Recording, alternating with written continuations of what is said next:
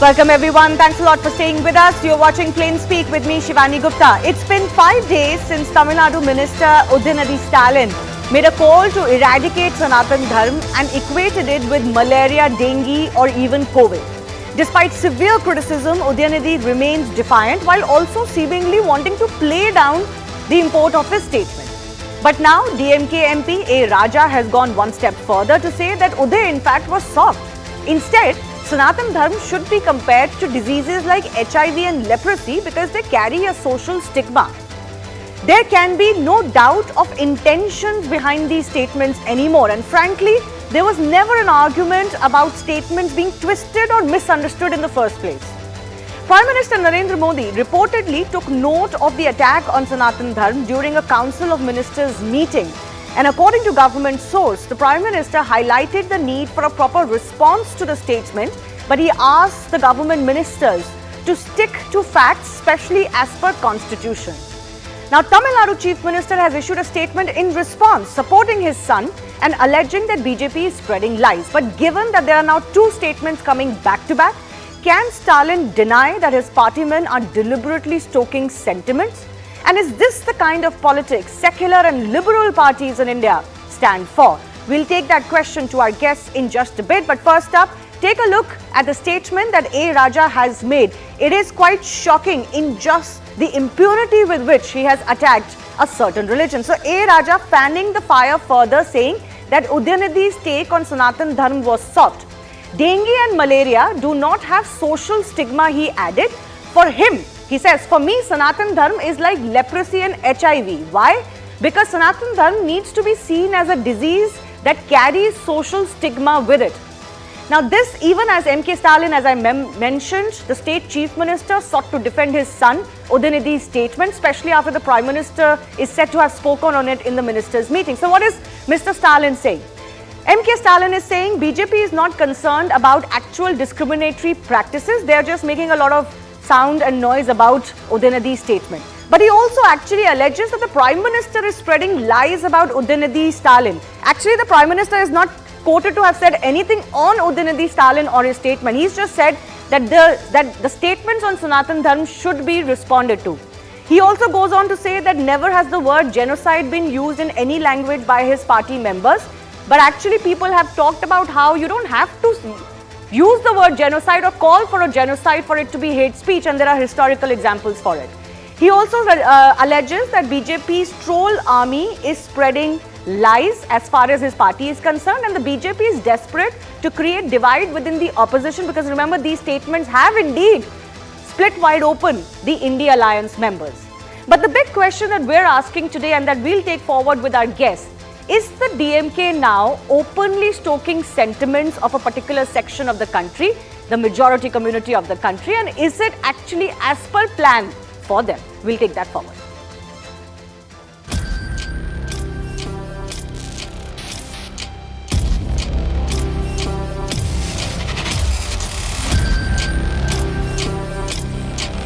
பெண்மையாகத்தான் சொன்னார். மலேரியா போல டெங்கு போல ஒழிக்க வேண்டும் என்று. மலேரியாவுக்கும் டெங்குக்கும் சோசியல் ஸ்டிக்மா இல்ல, அது ஒரு அருவருப்பா சமூகம் பார்க்காது. எங்களை பொறுத்தவரை ஹெச்ஐவி தொழுநோயை போல ஹெச்ஐவி போல சமூக அவலம் நிறைந்த ஒரு நோயாகத்தான் நம்ம பார்க்கிறோம். This is utterly disgusting. एकदम शर्मनाक.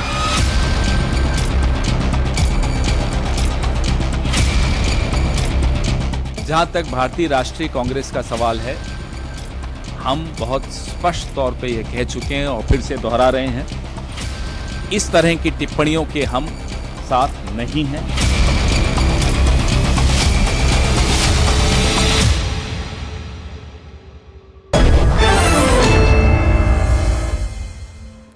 Let's go across to our guest joining us. Tuhin Sinha from the BJP and Pulak Gandhi is the DMK spokesperson with us. Pulak Gandhi, let me begin with you. What is the justification, if any, of the kind of statements, hatred-filled, venom-filled statements that are coming in from two senior party members of yours, one a minister in the government currently, against a particular religion or a philosophy? Can there be any justification of this? Because these are not statements that talk about any particular ill in a particular religion. And mind you, all religions have ills. They're condemning an entire religion and philosophy. and effectively condemning all who believe in that philosophy? No, first of all, why are you coming to a judgment saying that these statements are venomous or unfavorable or whatever words which you are using? See, this notion that Sanatana Dharma represents Hinduism as a whole is totally misconceived. Sanatana Dharma, together with Manusmriti, Varnashrama represents an evil ideology which stratifies Hindus on the basis of birth in the name of caste and discriminates against them. This practice has been continuing for more than 1,000 years. In fact, even today, the RSS chief, Mr. Mohan Bhagavat, has very categorically said that the caste discrimination existed for more than 2,000 years, which is nothing but a recognition of what Mr. Raja spoke today and what Minister Udhayanidhi spoke some No, I'm sorry. That Sanatana Pulak Gandhi, there is a difference. Pulak Gandhi, there is a difference in what the RSS chief is saying, and I'm glad you brought it up, because he, despite being from the RSS, is accepting that there has been an ill that has crept into the society and that has been continuing for 2,000 years or 205,000 years, whatever you want to say it. He's accepting that ill. He's not brushing it under the carpet. But to condemn an entire religion, and Sanatan Dharma very much represents everything that comes under this umbrella. In fact, it is the broadest umbrella by which to refer to this Indic civilization. So, while that statement refers to a particular ill, the statements coming in from your leaders are equating it with diseases, and one leader goes further to say that don't just equate it to any mere disease, equate it to one which carries social stigma. It's a highly regressive statement, not just hateful and venomous, I repeat. This is the misconception which many of the Hindu scholars or the so-called Hindu scholars have, that Sanatan Dharma represents Hinduism. It is not. Sanatan Dharma represents only 3 or 4% of the Hinduism, but the remaining 97% of the Hinduism is against Sanatan Dharma. Even in South India, let us take the examples of Saivai. Let's be very clear. Hinduism is not Sanatan Dharma. Hinduism is an amalgamation of 4 or 5 religions: Saivites, Vaishnavites, Kaumaras, and Sakti. So those who worship Lord Shiva is Saivite, those who worship Lord Vishnu is Vaishnavites, those who worship Lord Murugan is Kaumaras, and Shakti. See, the problem is, in the whole of South India, the Saivism was formed under the concept that it is anti-Sanatani. And every movement, social reform movement which has come into the Hindu religion is anti-Sanatani. I'll just give some examples. No, one second. Buddha is an one second. I am not going to go into a theological or historical debate with you. My point is fundamental, that I take your argument. I have no point. I have no problem in taking your argument. But is it your position, and is it Mr. Udhayanidhi's position as a constitutionally sworn in minister, to condemn one religion or its philosophy, to say that it should be eradicated? Does he have that moral authority to make that statement, or the constitutional authority to make that statement, is the question. You may have objections to any philosophy and you may criticize it. Do you have the right to say that it should be eradicated, and with that you condemn everyone who believes in it? And it's your theory that it's only 3 or 4%. There are obviously disputes on it, but let me also bring in Tuhin Sinha now, who's been waiting. Tuhin, you've heard what the DMK spokesperson is saying. On one side, they say they're only talking about the caste evil. On another side, they continue to use the term Sanatan Dharma to condemn all of it, all the philosophies that come under it. And Sanatan Dharma is very vast and very wide, so I don't want to get into that debate. Well, good evening, Shivani. A very happy Janmashtami to you and to all the viewers. And I'm not going to wish the DMK spokesperson, because I don't think they believe in Hindu festivals and Sanatan festivals. But then, on the day of Janmashtami, it is very sad and painful that we are having this discussion. It is very sad and painful that people like 2G Raja have unleashed the worst diatribe against the Hindu religion, comparing it with mosquito, comparing it with HIV. On the one hand, can you imagine how insensitive they are being to those people, those patients who are afflicted with these very severe and critical diseases? This is the mentality. They're completely ignorant about the Sanatan Dharma. Sanatan, the word stands for eternal. It is the most ancient. Please don't interfere. Have the courtesy. The least you can. Yeah, he's doing that. Let him have his turn. Mr. Gandhi, let's not go over each other. It's just the two of you. Let's give each other the basic courtesy. Yeah, he's getting into that. Don't interrupt him, please. But very quickly, Tuhin. What is this problem? I don't understand. The point is today DMK is not only at war with the Sanatan Dharma, it is not only at war with India, it is also at war with the world over and humanity. Please understand today, the UK Prime Minister Rishi Sunak is proud of his Sanatan roots. Just 3 days ago, on September 3, a city in US, Louisville, celebrated the day as. Please don't intervene in between. I don't need to use your D. Raja doesn't have manners. Stalin doesn't have manners. At least on the show, you have the courtesy to listen to me. No, you are 3 days ago, Louisville in US celebrated the day as World Sanatan Day, and over here you have a party which for the last many decades has been spewing venom against the Hindu community. They justify it by saying that we have always done that it has been happening from the time of Periyar. Periyar used to unleash this hatred, in the time of Nehru. This is not the time of Nehru. This is a resurgent Bharat which will not attack, which will not withstand these attacks on our civilizational identity or our civilizational pride. Or Lingayat in Karnataka. Okay, can I just come in? Mr. Gandhi, I will have to, one second, both of you. Mr. Gandhi, I will have to implore you, please speak in your turn. Shivani, otherwise, you are not going to get the time that is reserved for you. Tohin, I'll give you 30 seconds, please finish. Let me also address, whatever distinctions he's drawing today between Shaivites and Vaishnavites. Are you trying to say that a modern Hindu who celebrates Janmashtami does not celebrate Shivratri? This is the kind of distinctions they are trying to cultivate in the society. But my final point is that where do they get all this fodder from, all this courage from? They get it from Rahul Gandhi and the Congress party. They've all been emboldened in the last 1 year after the Bharat Jodo Yatra. During the Bharat Jodo Yatra, which was used in disguise to promote this anti-Hindu sentiments, please remember the kind of people he hobnobbed with, Rahul Gandhi hobnobbed with. Rachel Makuti, who butchered a cow. Okay, I'll come to the question of the Congress in just a bit. So all of these people get their fodder, get their ammunition from the Congress party. And the same Congress party today is extremely uncomfortable as far as these statements are concerned, and every day they're making a different statement. I'll come to that in just a bit. But Mr. Gandhi, I come back to you. The kind of statements that are being made, one, go beyond the remit of a sitting minister in a state government. It is absolutely uncalled for. The language that is used is highly offensive and insensitive. You may believe in a certain ideology, but you also live in a society where it is your responsibility to voice your concerns or criticisms in a certain manner. Not to mention the hypocrisy when it comes to talking about ills in any religion. I'm sure you would be, you're aware enough that there are ills in all religions. Superstitions exist in all religions. Malpractices exist because of people. At least in Sanatan Dharma, they don't always exist because of scripture. But anyways, my point is that there is not only an offensive streak in the manner in which DMK leaders are making these statements, there is also hypocrisy writ large. The same parties like yourself who will claim to be secular are asking for eradication of a certain religious belief. How is this okay? First of all, let me be right. This is Sanatan Dharma is nothing but a calculated injustice inflicted upon majority of the Hindus. And we in DMK and Dravidian movement, it is fundamentally founded to fight for the rights of the Hindus as against the Sanatanavadis. Let's be very clear. It is like any other. 1 second, let me finish. There are many other movements like the Dravidian movement in the past also.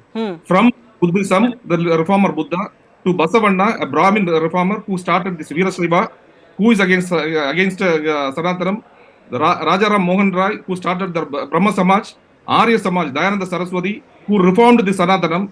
All these movements, any movement, you take any reform movement, the entire reform movement history is anti-Sanatanic, because Sanathanam stratifies the followers on the basis of birth, in the name of caste and also in the name of gender.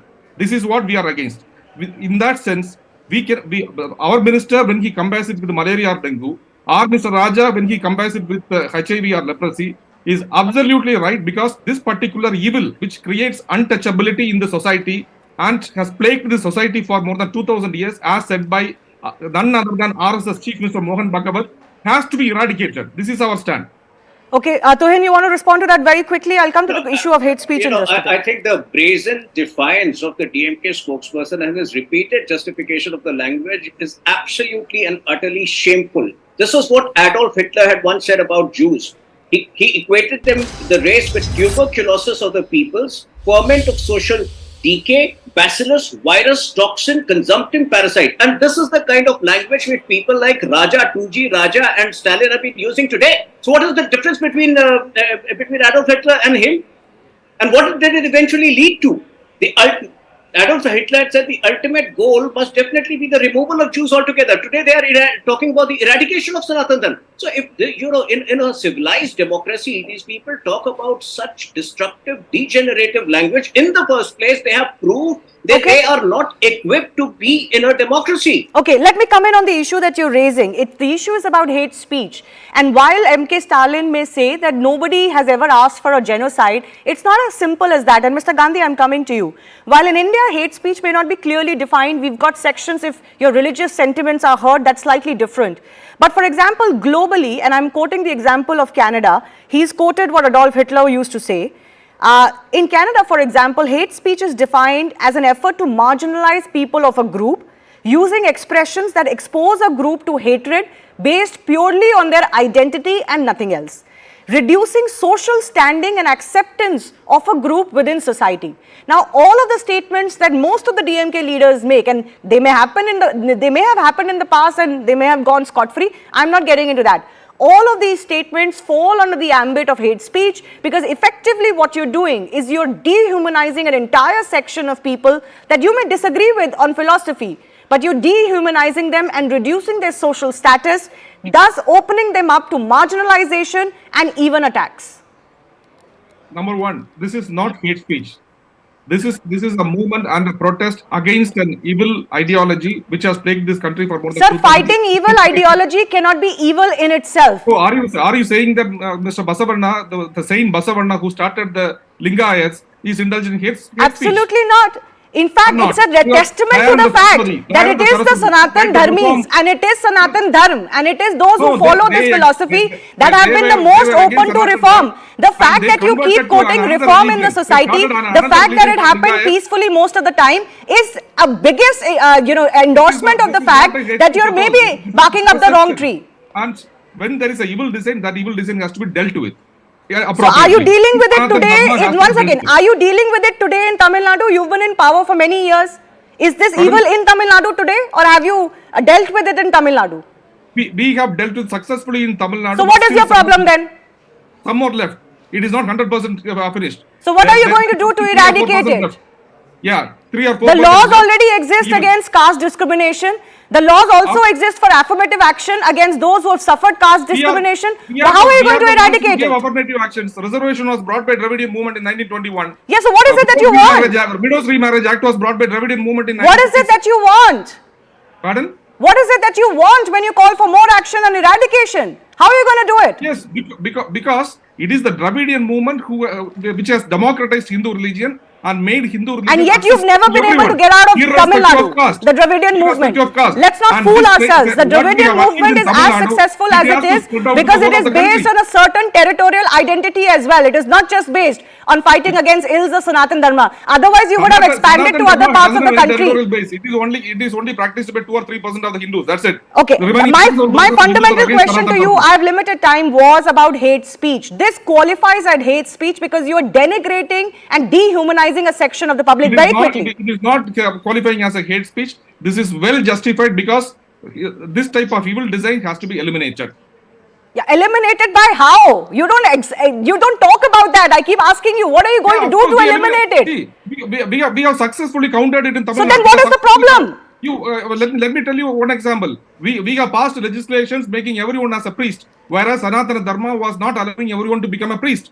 We have passed Widows Remarriage Act when widows were. So what is the problem today? In fact, many people are asking this question to Hinsena, that such high-pitched noise against these quote-unquote ills, when all of those ills most of the time has been either reformed by society or by laws. In India, no law permits any ill in the Hindu society. Then what is this rhetoric for? Tuhin Sinha, 30 seconds. I would have expected Mr. Puhazi Gandhi would have derived his inspiration from Mahatma Gandhi. What did Mahatma Gandhi say about the Hindu religion? That even a non-believer can be a Hindu Hinduism is the eternal quest for truth. But instead, Mr. Kuhaji Gandhi draws his inspiration from Rahul Gandhi, whose entire life is about hypocrisy. The point is that we keep justifying that these things have been said in the past, but I am repeating, it was okay to get away with a lot of things 20 years ago. This is a resurgent Bharat which will not accept this insult for no reason. All religions have certain flaws within certain sections of the society and within certain sections of the religion, but that does not mean, number one, that you misinterpret the word Sanatan purposely for your vested interest, point number one. And point number two, you repeatedly use such vulgar language, which I have very directly quoted as the language of Adolf Hitler, which he used before the annihilation of Jews. This is the kind of language which they have been repeatedly using and justifying. This is something which is unacceptable in a civilized society. I'll give 30 seconds to Mr. Gandhi. Your allies, not just the Congress, but others in the I.N.D.I.A alliance also seem to be very uncomfortable with the noises that you're making. How do you look at that? No, I don't think anyone is uncomfortable because we have made our position very clear. We are a movement and we will fight for the rights of the Hindus. Hindus, that is more than 90% of the Hindus. Sanatan is Hindu. Who are oppressing Hindus, who are called Sanatan is Hindu. That's where your intellectual chicanery lies. Sanatan is Hindu. This is exactly the problem, that there are division lines being brought in when there none exists, at least not by DMK's own admission in 21st century in Tamil Nadu. Then what is it that they're actually fighting against? Is this a fight for an actual cause, or is it a fight for politics? I leave it at that. Of course, we'll take this discussion forward in days to come, because certainly it doesn't seem to be ending. More and more statements keep coming, and the I.N.D.I.A alliance partners also seem to be getting extremely uncomfortable. Moving on, a special conversation on the G20 with Samir Saran, President ORF, one of the foremost think tanks on the foreign affairs in the country. The G20 Summit, remember, is taking place on this weekend in the national capital. We discuss not just the importance of the India presidency, but also India's role in an increasingly divided world.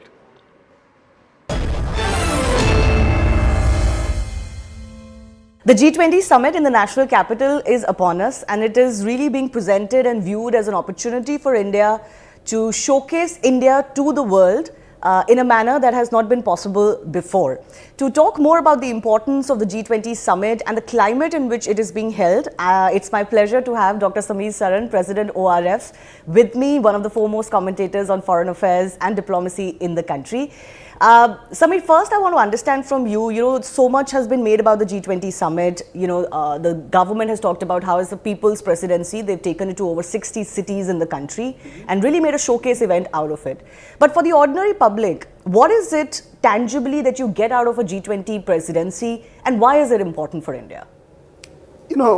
For the common person on the street, while all of this may seem to be a dialogue of important people, it has also significant consequences.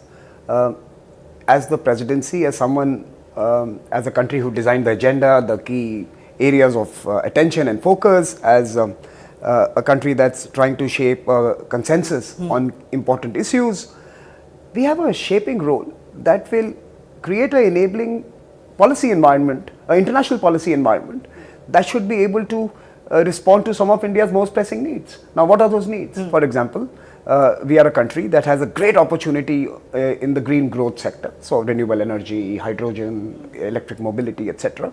Can we catalyze global investments to flow into India at a scale that's never been seen before? If India can mitigate 1/3 of all future emissions, can we create a ecosystem that allows 1/3 of all global capital to flow to do that? So that's a big question. And how is it going to benefit industry? It's going to benefit employment. It's going to benefit wealth creation. It's going to enable the country to spend more on social protection. So there is a direct knock-on benefit of creating a policy for, say, green growth. Similarly, SDGs, right? India is the battleground or the ground zero of the SDGs. If India succeeds, the world succeeds. If you have to look at hunger, if you have to look at livelihoods, if you have to look at gender empowerment, if you have to look at technology for development, if you have to create the ecosystems that will allow us to rise in 2047 to be a developed country, we need to start the battle today. What do we need? We need global capital, we need technology partnerships, and we need freer and open economic systems. We are seeing that in the Western world, there is now a tendency to give up on globalization. The Inflation Reduction Act of the US is a muscular nationalist policy. The carbon border tax by the EU is again an attempt to close the borders. We need open borders, we need to grow. So India has to champion globalization. Globalization has lifted hundreds of millions of Indians to a new standard of living. We need to do that for the rest that need to be onboarded as well on this train, the growth train. And a forum like the G20 is where India is pitching for sensible, rational globalization when those who created the whole idea of economic globalization have given up on it. So again, it directly benefits people on the street. But speaking of globalization, there's been a long debate about it. Is that era truly over, or are we witnessing a different type of globalization, a more transactional globalization now? No, certainly we see countries tending towards transactional globalization. They use the word resilience, which basically means everybody but China. They use the word de-risking, which means be cautious of China. You know, so there is a backlash against two kinds of globalizations: the mercantilist globalization that only benefited the wealthy and the rich, the American-style globalization. I think that has been moderated, and that is continuing to be changed to reflect the needs of others, and America will have to change that model. And then there is a backlash against the Chinese perversion of globalization, which was basically non-reciprocal globalization, where China takes it all. China was behaving like a casino owner in Las Vegas, that no matter who bets, who wagers, the house always wins. And China was exactly the Las Vegas of this last 20 years of globalization. I think there's a pushback against both those models. India is pitching for a new format where we serve the next 7 billion who we have tended to forget, invisibilize in this euphoria of wealth creation. We need growth creation. And you know, the West today is talking about, oh, why do we need growth? We need growth because we have to move people from $2,000 per capita income to $10,000 per capita income. We don't need growth for you to buy a Lamborghini and a Ferrari. We need growth to put food on the plate. So while it may be fashionable for Western elites and some of those in India who resonate with them to talk about why is growth important. No, growth is important because it matters to real people. Yeah. Right? Well, austerity is very different for rich people, isn't Correct. it? It's fashionable. It's fashionable for, right? For we the can rich. sit, carry champagne and argue for austerity. Here we need to actually give people 3 square meals a day. And it's a very different debate. Speaking on the subject of China, both President Putin and President Xi Jinping are not coming, and Mr. Putin hasn't been traveling much, so I'll keep that aside. Will the absence of Xi Jinping in any way bring down the stature of this G20 summit and its conclusions? Xi Jinping has also not been traveling. As you may have noticed, he's not gone to the ASEAN meeting as well. So he has skipped that meeting as well. He has troubles at home. You know, Xi Jinping is a curious case. He always wants to be the big man in a room. In the room, yeah. At the G20, he's a small man in a very big room. It doesn't suit his style. He would rather go to a club of smaller countries where he would lord over them. He has the emperor syndrome, and he wants to always have a court with him as he travels. Yeah. Now, G20, no one is going to give him that kind of a treatment. And Xi Jinping, and certainly India is not going to give him that kind of a treatment, and which is good. So I think Xi Jinping, between his emperor syndrome and the fact that his country is in doldrums today. Even yesterday I was reading that there are likely to be far bigger bubbles that are going to be now witnessing a complete blowout in the coming few days, including some more real estate companies, some financial sector companies. We are seeing a meltdown in China. We are seeing youth unemployment.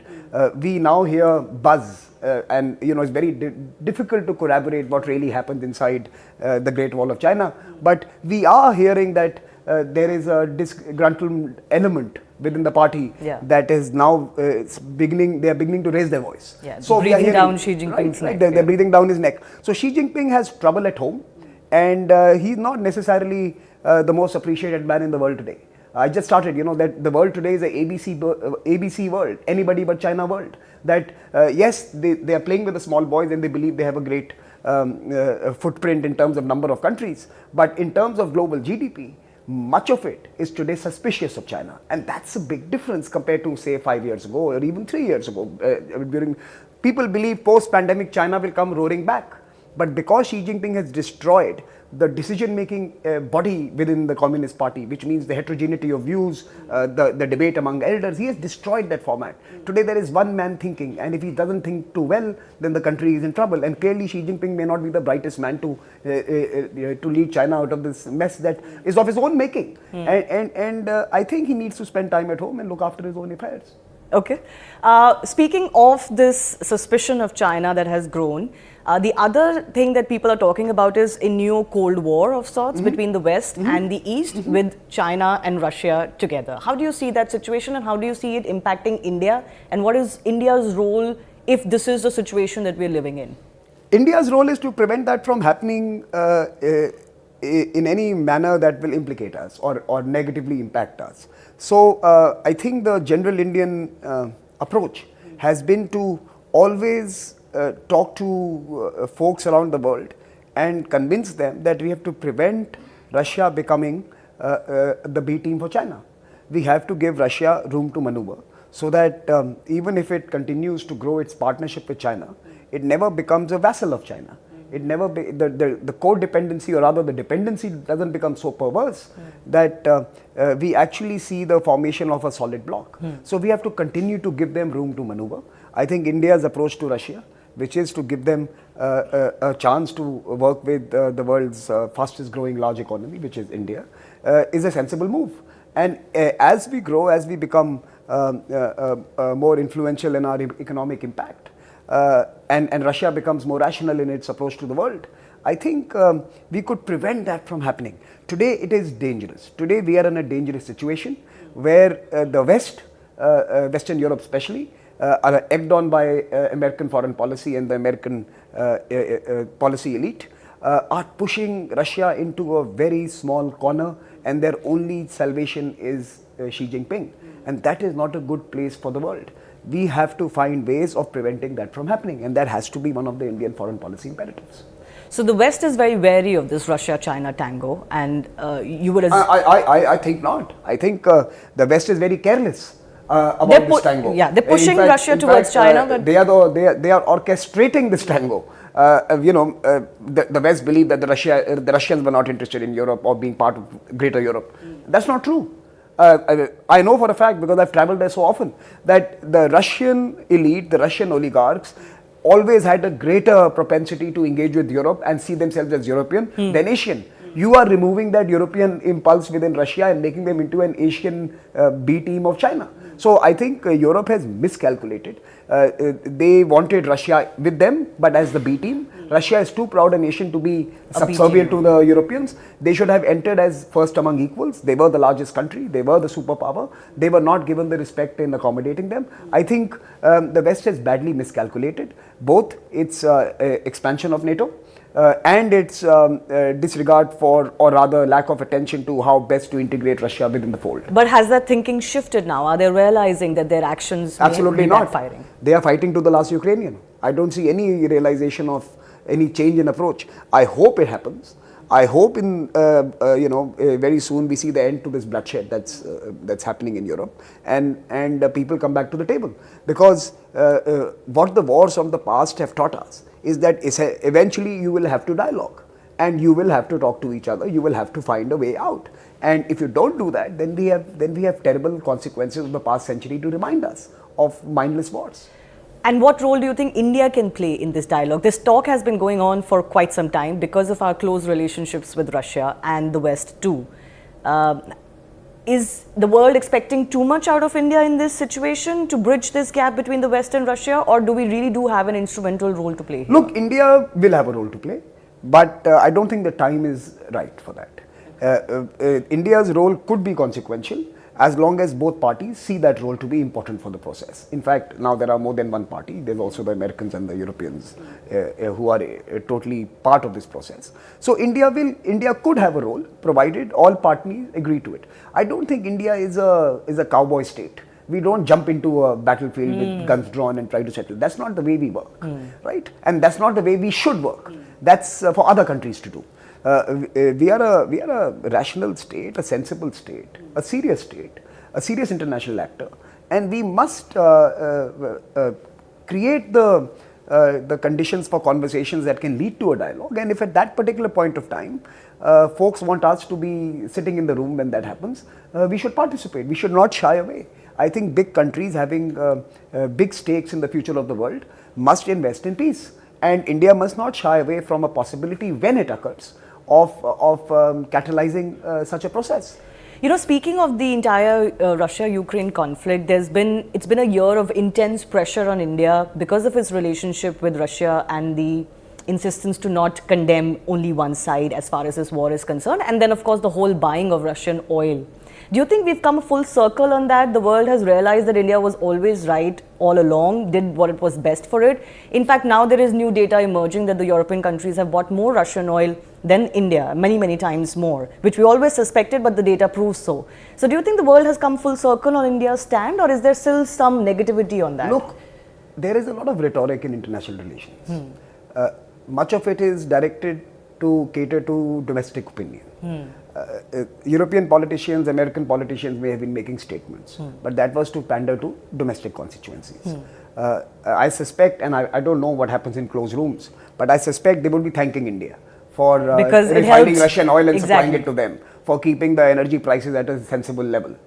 They would have had far greater and graver consequences had we seen a complete blow up of prices at a particular point of time. It is also true that in most of the policy restrictions that have been imposed by countries on Russian oil and Russian energy, there have been exceptions made that would allow an India-Russia trade. So let's be very honest here. We have done a yeoman service for the world. We have served the global energy needs by doing what we did, while they could pretend to be virtuous, even as they were being hypocritical. So they know it and we know it. And you know, our foreign minister, our prime minister, they've remained steadfast in doing what is right. It's not that we had this policy, perverse policy of going and now buying oil. No, we had to buy oil from long distances simply because in our neighborhood we had been crowded out by Europeans and Americans coming to the Gulf, right? They don't allow us, they have sanctioned Iran, they have prevented us from working with Venezuela, and they have crowded us out of the Middle Eastern markets. So it's not as if this was some policy gaming that we did. It was a necessity. We have 1.4 billion people. Europeans still import Russian energy because they have to cater to their people, but they want India should not cater to their own people. We should cater to their sensibilities and to their politics rather than to our own people while they continue to serve their own. So I think there was a irrational public rhetoric. No sensible leader in the world has any problem with what we did. I'm sure they must be thanking us for what we did. Or rather, even if they haven't been, they should be. They should be. Each of them should submit a thank you note to us when they come to the G20 meeting. Exactly. That should be my point. Along with the silver service that we do, we should also take a thank you note from them that we have done human service for world affairs. All right. But speaking of India's stand, there is also seeming to be a realization now that China has met a new India in the way it has responded, or at least has stood, as you said, steadfast on its position on the LAC conflict. Do you see that has also been a departure of the way India has handled China in the past, and China of today is realizing that? See, India has always responded to China.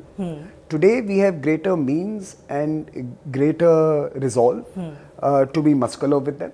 At some point in the recent past, there was a false belief that if we were to pander to their whims, we could prevent China becoming the actor it already was. So I think we made a few mistakes in the past where we fed the beast. Today, even if we have to take a few losses and take a few hits, economic hits, hits in terms of their activities on the border, in terms of rallying our forces, spending money on having 100,000 troops on the border. It's expensive, right? It all costs money. Even though we will have to expend treasure, I think we have to draw the line. So now it's not that we can necessarily outmuscle them, but we could certainly make adventurism very costly for China. We know about the incident what happened a couple of years ago, but it's also true that a few months later they tried another trick and where they were rebuffed. So along with our greater capabilities of surveillance and the eyes in the sky and some inductions into our military forces, we are today more confident of being able to respond to them with greater degree of alacrity and greater muscularity. And we must continue to invest in it. Look, I'm a rationalist. I think India-China economic ties are going to benefit both. But those economic ties cannot be based on an expansive China and a meek India. The real economic benefit will accrue when China realizes that there is a political muscularity that prevents it from being imperial. We'll have to bring down China from its imperial pedestal into the trading streets to be able to do great business with them. And I hope we can do that. But for that, we need to beef up our political muscle, our security muscle, our military muscle. And I have absolutely no grouse with any of our policies with China in the recent past. We've tried talks and we've had to resort to strength. And I think we must continue to do that. But do you see any short-term end to this conflict, or do you think this is going to be long drawn out? And what support can India look forward to in realistic terms from the world? I think it's going to get a little worse before it gets better. Xi Jinping's domestic woes are not necessarily good for us. If he struggles at home, both in his economic policy terms or even within his political, maneuvering in the Communist Party, it is not necessarily good for us. Because he may try other things elsewhere. Taiwan and India are going to be two of his choices to rally the people behind him. So in a sense, you're going to possibly see him use the security and nationalist card with the unemployed youth in China to try and get some support for himself. So I think it's going to get a little worse before it gets better. It will get better. I don't think the Chinese political system with Xi Jinping as the sole arbiter of its future is sustainable. I think the Communist Party at some point is going to take back and claim back the decision-making authority and distribute it amongst a much wider set of people and wiser set of people. And we will have to wait it out. We will have to, till that time, ensure that we continue investing in our military capabilities. Please remember, as a country which is not interested in attacking China but only defending our territory, we require far fewer resources. The folks defending territory, as the Ukrainians have shown, they require lesser weaponry and lesser resources, but strong political and greater resolve and societal resolve. And I think we are showing that. So China we should ensure that China pays a price for any adventure. We must deny them area, we must deny them access. The question is that what will the same countries who have so favorably aligned and become this one voice on the Ukrainian front, what would the same countries do when the Chinese decide to invade Taiwan? Exactly. I think that's the bigger geopolitical question. Europeans ask me, what is India's position going to be on Taiwan? I said, we are standing on the borders with a few 100,000 troops on both sides. We are keeping the Chinese alert on that particular side. We are preventing them from having a free run on this side of the border. We are contributing to keeping Chinese diverted and distracted on a very important front for them. We are already doing our bit. What are you doing? Where are you going to be when the Chinese decide to invade Taiwan? There was a recent survey that suggested that majority Indians believe that India's image has gone up in the world under the Prime Ministership of Narendra Modi. What do you think? Has there been an uptick in how the world views us, India's image heft? Obviously, it is partnered with India's economic heft, but even other than that, the positioning of India, has it improved, and if so, why? There are many surveys that suggest this. There is also our own foreign policy survey of young people that we do that suggests a great degree of approval and support for Indian foreign policy specifically. And we do that every year. The next one is going to come out soon. And we can check that trend line as well. So I don't think there's any doubt that the Indian foreign policy under the duo, Prime Minister Modi and Dr. Jaishankar, is today far more clear, coherent and communicative. I don't think there is any ambiguity today on where we stand. And where there is, it is a deliberate ambiguity. So even ambiguity is now a strategic posture. It is not, I don't want to take a decision ambiguity. Ambiguity is a decision we have taken on certain issues, and otherwise, I think it is quite a forward-looking foreign policy where we have shed the reluctance of the past and created a new partnership with the EU. For example, the EU. You know, the same countries today who, and I can give you a peek from my Raisina experience. The same Eastern European countries who are most threatened by Russia are the most eager participants at the Raisina dialogue. They are our most honored and regular guests in the previous 8 editions. They really like engaging with India. They want to be here, they talk to us, they always want to be present. They see India as a venue which is where they have a deep affinity with. Many of them were in the erstwhile Soviet Union or partners to the erstwhile Soviet Union. So we have old linkages with Europe. We have built a new brand of partnership with the old Europe as well. Of course there are constituencies, and of course there are editorials, and of course there are newspapers who sell because they have to take a certain line. But again, I'm saying, let's go beyond the rhetoric. This is a very small community that we all engage with on Twitter. You know, it's not the world. Yeah. Let's go beyond that small community, and you will see a far greater degree of appreciation for India's positions and India. Now, this is a factor of the leadership that I spoke about, but like you mentioned, it is equally true that every few years, as our economy doubles or increases its presence in different parts of the geography, as it expands, you're going to see a far greater alignment as well. So we are in that decade, and again the Indian leadership has sensed it. We are in that decade when we are going to break out. We are breaking out of the past stereotypes about us and building a new imagery around a 21st century India, and that is happening in the current decade. So a short answer, yes. All right. Let me also ask you about the other big debate that's happening in India, and because there are consequences of how the world views us, there is this big debate between India and Bharat. What terminology should India push more, while both are acceptable and both are used and both are, you know, part of our linguistic expression, but pushing Bharat more, as some of the invites recently have done, do you sense that is also a way of positioning India, or that is more, you know, domestic and has no consequence as far as the global stage is concerned? Look, Bharat and India have always been used, and they're interchangeable. So for me, I didn't get this debate, to be honest. I don't understand this debate.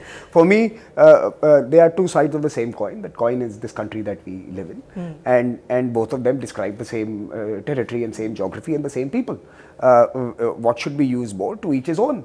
Now, I think the president of Bharat is a very valid descriptor for our Rashtrapati, for the head of state, for Rashtrapati, for Pradhan Mantri, for any constitutional post can choose to describe their job description.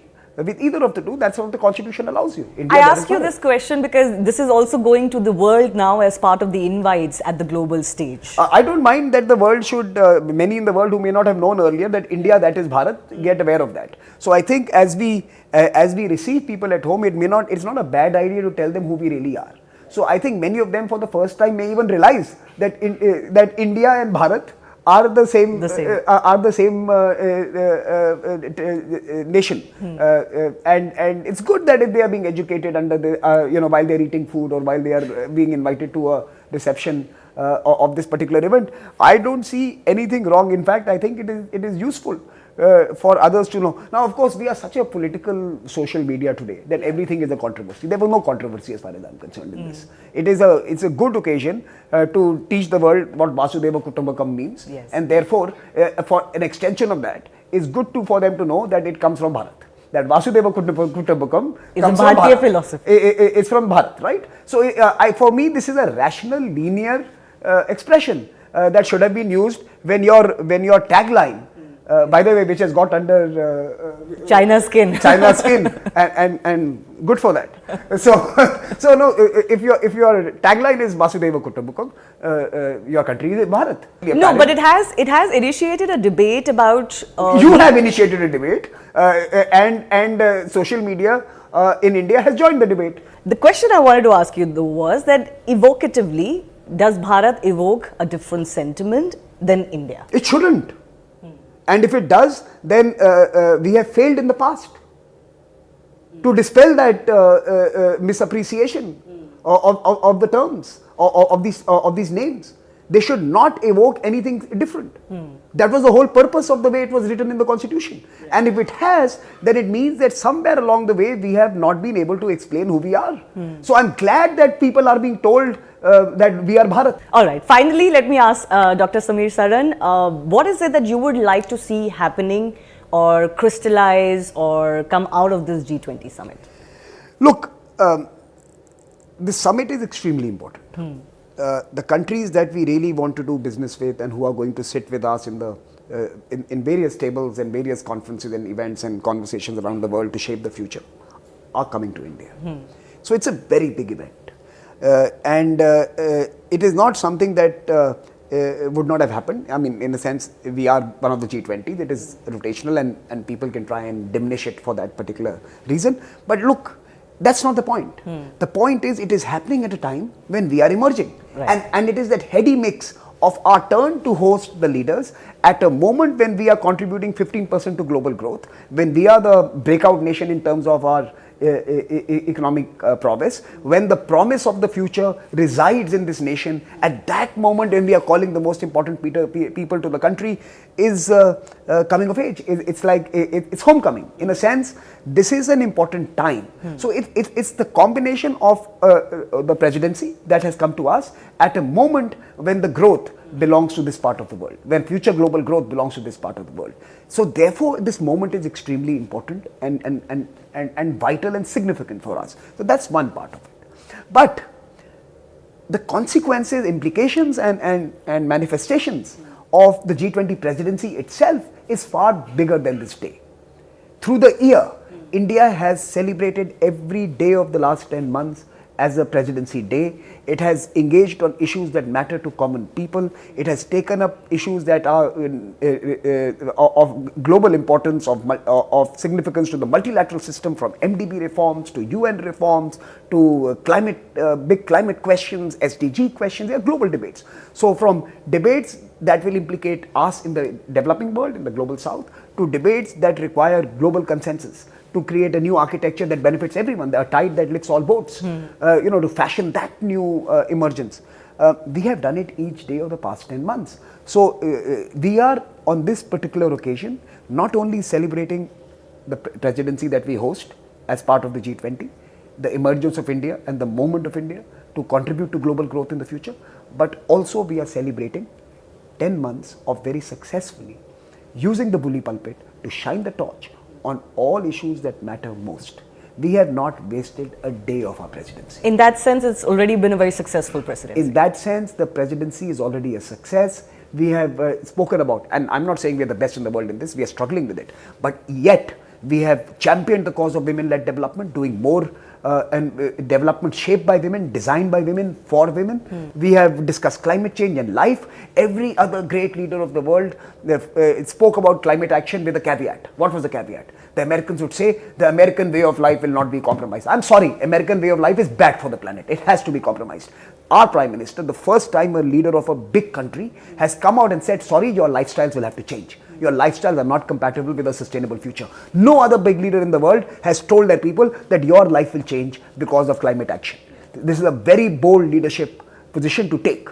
Everywhere else they have defended their way of life. American way of life will not be compromised. We will have the same prosperity, but we will do it to green ways. No, you will not. You'll have to change how you eat. You'll have to change how you move. You'll have to change how you consume. You'll have to change what you wear. Your lifestyle is terrible for the planet and it has to change. And Indian Prime Minister has said it to his own people that lifestyle for environment, which has now become lifestyle for sustainable development through the negotiating process. So India has not wasted a day. We have taken real issues, we have made them relatable to people, we have taken them to the youth, the academics, women groups, activists, civil society, in vernacular languages, in multiple different formats. It is not just the fact that so many people have participated, it's the people's G20. Issues that matter to people have been agitated, that's why it's the people's G20. And we have done that. So when we meet, in a few days' time, as a group, we are celebrating the last 10 months as we are also creating a new resolve to work together for a new future. Well, let's hope it's going to be a successful conclusion to a successful presidency over a period of a year. Dr. Samir Saran, thanks a lot for speaking to CNN News 18. Thank you. Thank you.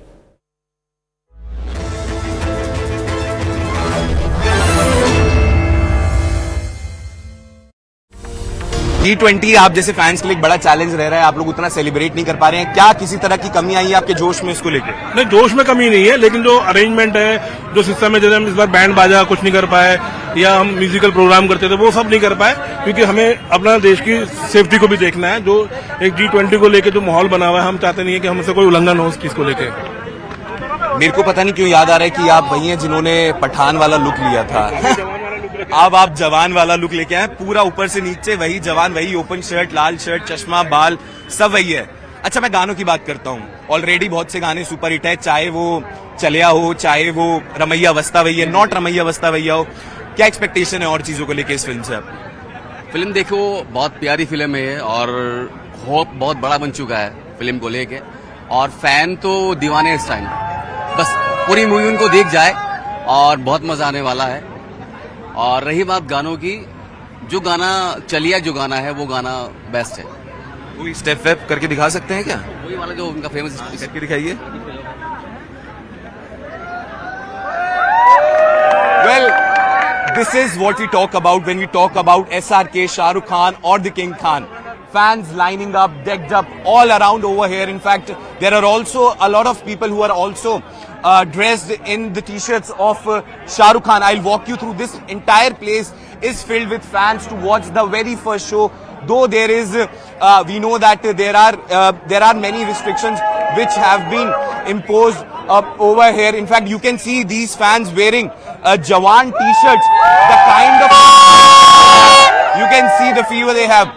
भाई साहब, एक बात बताइए, कितनी excitement है? कुछ ही minute रह गए हैं पिक्चर के रिलीज में। बहुत ज्यादा इतनी है, बहुत ज्यादा है, बहुत ज्यादा। जब से ट्रेलर आ गया पागल हुए फिर रहे थे हम, कब 7 तारीख आए, कब 7 तारीख आए और हम जाके चीखे चिल्लाए। वेल, अच्छा आप भी बताइए, आपने तो स्पेसिफिक सबने शाहरुख खान जवान की टी शर्टें पहन रखी है, पहली बार ऐसा कर रहे हैं? हमेशा ऐसे करते हैं? हमेशा ऐसा करते हैं। अभी पठान आई थी हमने तब भी ऐसी करा था, जब पठान मूवी आई थी हमने तब भी ऐसी करा था। अच्छा, बहुत सारे ये लोग बात करते हैं कि शाहरुख खान एक रीजन है इंडस्ट्री के रिवाइवल का, कोविड के बाद जब लोगों ने सिनेमा घरों में जाना छोड़ दिया था। कितनी सच्चाई लगती है इस बात में? 100% सच्चाई, पूरी 100% जी। आपको ही पता है, वो तो बिल्कुल ब्लॉक हो गया था, बाइकआउट चल रहा था, उसके बाद तो आपको ही पता है सबसे ज्यादा। The kind of craze over here. In fact, you can see whole nagaras also playing, people dancing.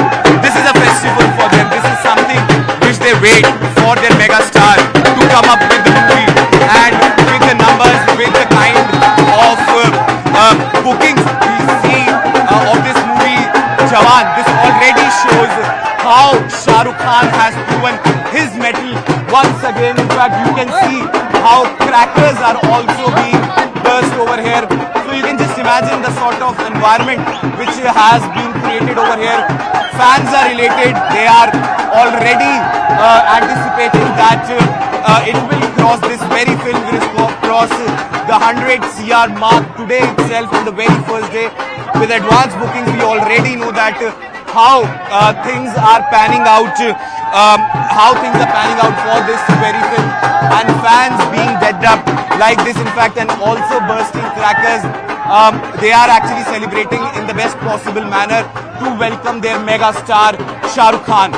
Now, not only in Delhi, we have seen the similar sort of fever in a lot of states. In fact, across the country, we have seen how this very film or the past films of SRK had done really well because of SRK's fans. You can see over here how crackers are being burst, how the fans are celebrating. The mood is electrifying over here, and in fact they are all set to welcome their mega star Shah Rukh Khan. King Khan is coming back to the big screen, and in fact this time with Jawan, and I'm coming to you from the national capital where the fever is on. You can see the very first show is about to begin, and in fact you can see how the fans are making a beeline over here to watch Shah Rukh Khan's mega blockbuster. What they are saying, it is already a blockbuster. You can see a slew of fans already lining up over here. You can see people in t-shirts. In fact, there are dhol, nagadas present all around. In fact, the atmosphere is electrifying over here. In fact, King Khan has already proven his mettle when it comes to the advance booking. Over 1 million tickets sold just in the pre-bookings, and in fact also the amount of tickets which have been sold is over 37 crores. So already it is giving a big start to Shah Rukh Khan's mega movie, and in fact one of the most anticipated movies, Jawan. In fact, you can see the excitement amongst the fan over here, how they are excited and how they are all ready to welcome King Khan once again back on the mega, on the big screen. In fact, Javed जी, आपकी legacy मैं जानता हूं, आप कितने बड़े शाहरुख खान के fan हैं ये भी मैं जानता हूं. क्या है आज का प्रोग्राम पूरा आपका? देखिए, जवान मूवी को लेके जो क्रेज बना है, मतलब अब तो किसी ने बॉयकॉट भी नहीं किया. अब शाहरुख खान की जो असली पावर है बिना बॉयकॉट गैंग के, मतलब पूरी दुनिया में इस टाइम जवान को लेके क्रेज है. मतलब दो ही चीजों की बात हो रही है, तो G20 की बात हो रही है, जवान मूवी की बात हो रही है. तो इससे बड़ी बात शाहरुख के फैंस के लिए हो नहीं सकती. और जो इसकी एडवांस बुकिंग का जो माहौल बना, उसने भी रिकॉर्ड सारे तोड़ दिए. मतलब अभी से लोग उम्मीद लगा रहे हैं कि पहले दिन का बिजनेस जो है वो 60 करोड़ का होगा, 70 करोड़ का होगा. मतलब 50 क्रॉस लोग अब बातें कर रहे हैं. जब हम पठान की बात कर रहे थे, हम ये बोलते थे कि मतलब 50 करोड़ का बिजनेस तो करेगी, लेकिन आज वक्त चेंज हो चुका है. आज लोग कह रहे हैं कि 70 करोड़ कमाएगी, एक दिन में 80 करोड़ कमाएगी, लेकिन रिकॉर्ड ऑलरेडी बन चुका है. क्या लगता है 100 करोड़ एक या 2 दिन में पार? सर उम्मीद तो एक आज ही पार करते हैं, मतलब इस और बहुत बड़ा सेलिब्रेशन करेंगे.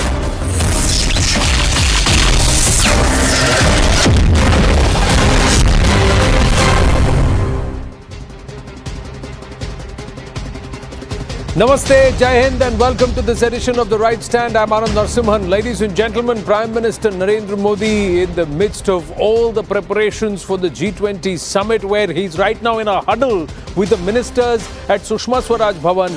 Through the day, he's air dashed to Jakarta, attended 2 important meetings, the ASEAN Summit and the East Asia Summit, come back and soon after touchdown gone straight